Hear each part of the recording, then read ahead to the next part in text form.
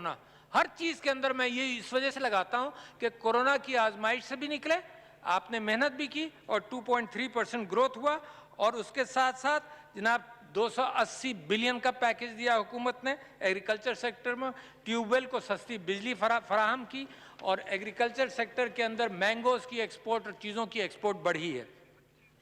अब आ जाते हैं कुछ चीज़ों के हवाले से फॉरेन पॉलिसी। मैं समझता हूँ कश्मीर में मैं प्राइम मिनिस्टर साहब को मुबारकबाद देता हूँ कि इन्होंने शुरू से ये वादा किया कि मैं कश्मीर का एम्बेसडर बनूंगा। जिस तरह से यूनाइटेड नेशंस के अंदर तकरीर किया आपने, जिस तरह से इस हुकूमत ने 4 या 5 मरतबा सिक्योरिटी काउंसिल में इसके ऊपर बात हुई है, ये आपकी जीत है।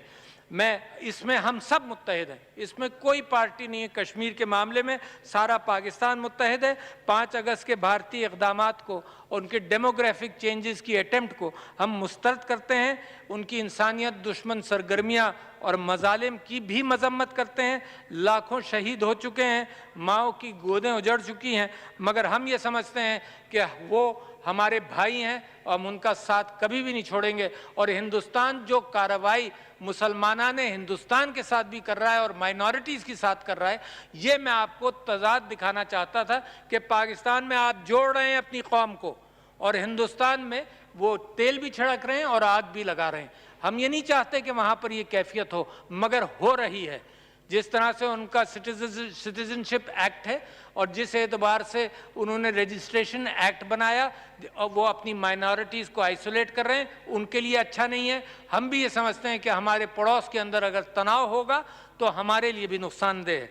तो मैं समझता हूँ कि दुनिया से हम अपील करते हैं कि वो खोले, और ये 5 अगस्त को आपने देखा सारा पाकिस्तान, सारा आज़ाद कश्मीर खुला हुआ था, और हिंदुस्तान में इंडियन इलीगली ऑक्यूपाइड कश्मीर में उनको कर्फ्यू लगाना पड़ा, ताकि पता चला दुनिया को कि उन्होंने मुस्तरद कर दी हैं उनकी हरकतें। हर कागज़, हर वादा, हर बयान और हर माहिदे की हिंदुस्तान ने खिलाफ वर्जी की है। जिनीवा कन्वेंशंस की खिलाफ वर्जी की है, इंसानी हुकूक के चार्टर की खिलाफ वर्जी की है, शिमला मुआहदे की खिलाफ वर्जी की है, अक़वाम मुत्तहिदा की करारदादों की खिलाफ वर्जी की है। जो उनके लीडरान ने बातें की, सब के ऊपर उन्होंने पानी फेर दिया, सब झूठ बोला गया था। तो लिहाजा मैं ये समझता हूँ कि ये मामला ज़्यादा देर नहीं चलेगा और इंशाअल्लाह जल्द कश्मीर आज़ाद होगा। ये हिंदुत्व फाशिस्ट कैफियत चल नहीं सकती।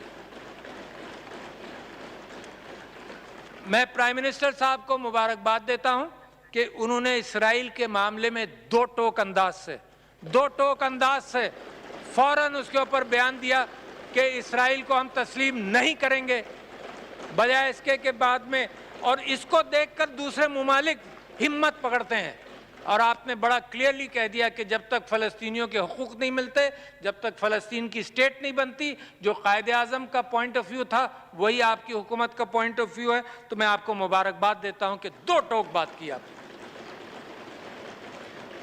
मैं कश्मीर के मामले में तुर्की, मलेशिया, चाइना और अज़रबैजान का शुक्रिया अदा करता हूं कि इन्होंने कश्मीर के मामले में हमेशा हमारा साथ दिया और हमारी उनकी दोस्ती बढ़ती चली जा रही है। सऊदी अरब के साथ हमारी दोस्ती बड़ी मुस्तहकम है, मुस्तहकम रहेगी। हम एक दूसरे की फ़िक्र करने वाले लोगों में से हैं।